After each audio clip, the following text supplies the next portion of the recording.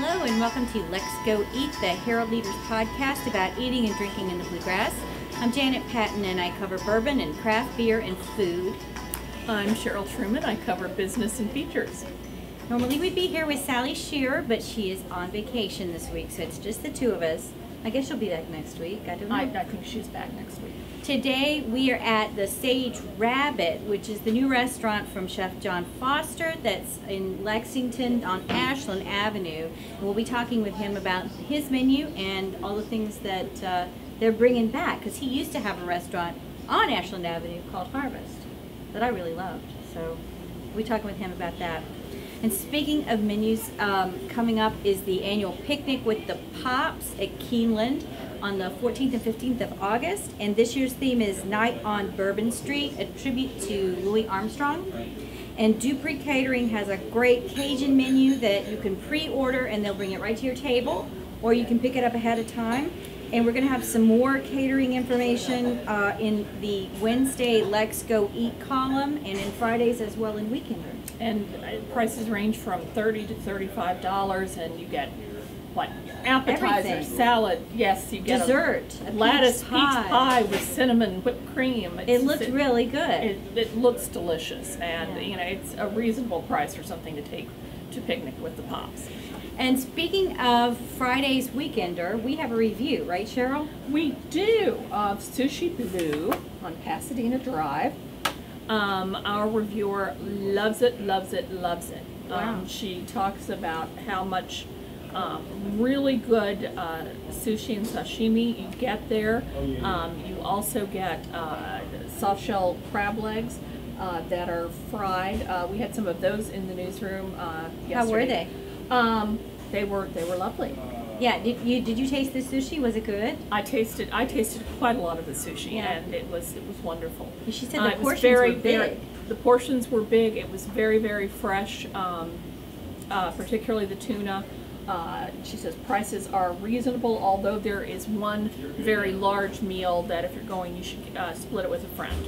Oh, right, the boat, the sailboat or something. Yes. That was like $79.99. Yeah, I got a ton of food, so it might even be a party. Yeah, and the review says, you know, you order things an item that you think is 3 things, and it turns out to be 6 things. So take a good appetite. Yeah, yeah. It's kind of a boozy week for me. With West 6th is going to have Christmas in July on Friday, and they have set back some of their Christmas ale that they put out in December, and so they'll have that on tap, and you can fill a growler and you can buy a 6-pack. And they're collecting items for back to school for area school kids. So if you bring in some school items, they will enter you in a prize drawing for some great stuff. You have to be there to win. So go get a beer, hang out and stay. And they're making floats, right? That's right. They are going to have Christmas ale ice cream floats. So that could be something to try. Yes, we had an entire discussion in the newsroom yesterday about floats up or floats down. I'm floats up all the way. Me too. Country Boy Brewing is also having a big event this weekend. On Saturday at noon, they are going to release Pawpaw's Red, which is an imperial red ale aged in bourbon barrels. And I think the name Pawpaw's is a clue as to the kind of bourbon barrels we're talking about here. Pawpaw, are we? Pappy, just an idea there. Oh, I see. Okay. I see, yeah. Took me a moment.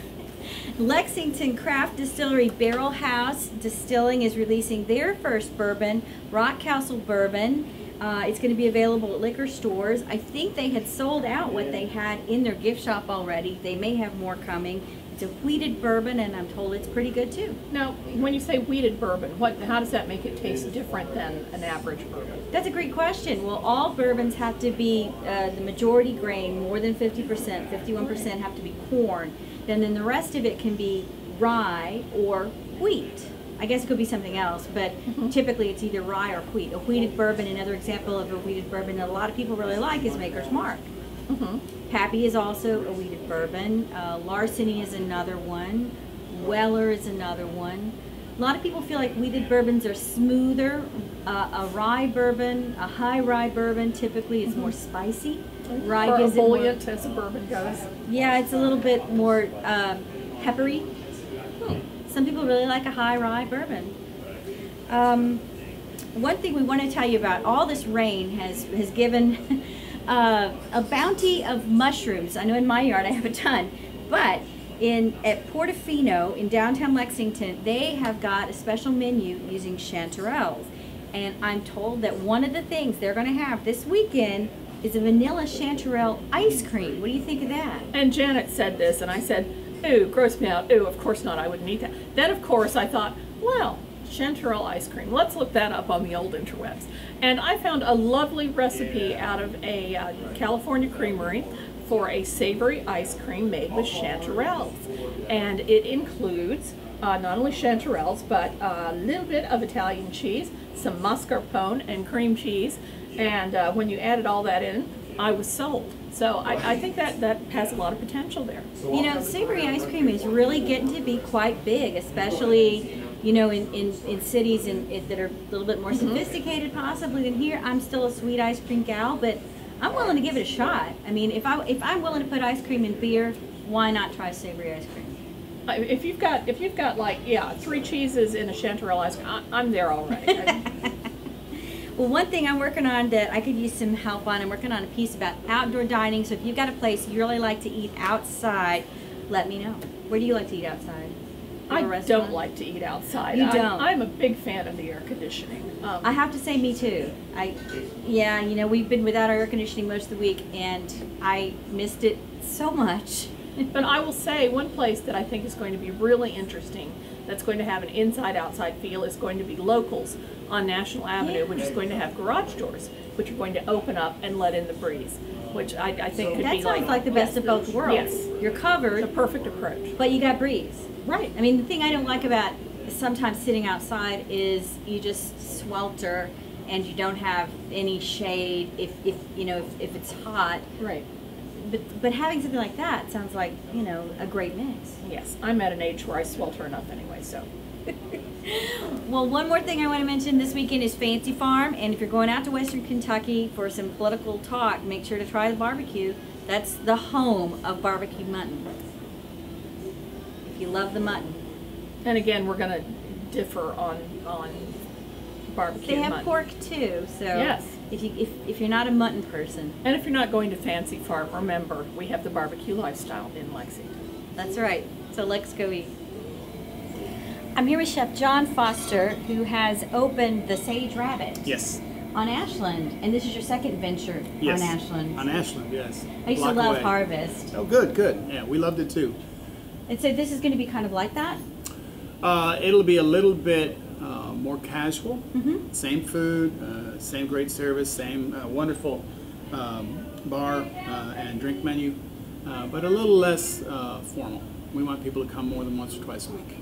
Well, tell me a little bit about the menu. What's on the menu this week? Well, the menu this week, we actually are just changing tonight. We're changing 7 items off the dinner menu and 3 off the lunch menu. Will it rotate a lot like that? It's going to rotate a lot, and my cooks their heads are spinning right now, and the servers, when they come in, their heads will spin as well. But they're not really major changes. We're trying to follow the seasons as closely as we can. So we're heading into August. We have a lot of nice melon, a lot of nice tomatoes coming in. So we're going with 2 chilled soups. Yum. So we're doing a melon and mint cream, kind of like a creamsicle with melon. Well, that sounds pretty good. Yeah, and we're doing our house gazpacho, which we did at Harvest, which was very popular. So those soups will probably last as long as it stays warm, and given the weather, who knows. I know I'm very excited. One thing I used to get at Harvest that I understand you're going to do again here is a garden plate with a lot of different vegetables. Yes, we are doing that. It's called the Chef's Garden. It's basically your choice of anything that's on the menu. And last week, for instance, we had people who drew the risotto cake off of the pork dish. It's totally vegetarian, and it's beautiful local mushrooms and risotto. Lots of spinach and greens went out last week. Lots of tomatoes went out last week, and different types of tomatoes and different methods of preparation. So people were fairly adventurous. Some of them just left it in my hands, and so we got a chance to play a little bit in the kitchen. But that's always an option. And it sounds like you guys are going to have a strong presence from local meats as well. Oh, yes. All of our meats right now are local, except for our fish and seafood, obviously. Sure. And when the shrimp comes in September, we'll be there. Oh, great. We'll get our run of shrimp, hopefully, if we're not far enough down the line. And what I try to do with the local shrimp, and what I did when I was at Dudley's, was I'll run it for a couple of nights when it first opens, and then I'll stop. I'll freeze some and I'll hold it. Yeah. And then I'll bring it back out in January and February and reintroduce it again. So we plan on doing that with the shrimp. But the meats, the pork, the beef, the chicken are all local.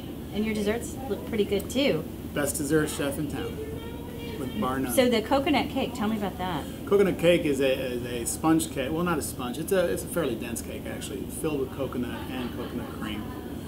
She does a coconut pastry cream on the inside of it as well, toasted coconut on top, and then we do a basil and lavender honey as a sauce. A few fresh berries or fresh fruit on it. It's a wonderful cake. It really is. Well, I think this place is going to do great, and I can't wait to come and eat. We hope it does very well, and we hope people come and eat a lot. We hope people come back. You know, some nights they'll come back as dates, some nights they'll come back just for a cocktail on the patio and their flip-flops, and we hope that's the case. Well, thanks so much for letting us come down today. I really appreciate it. You're very welcome. Pleasure to have you.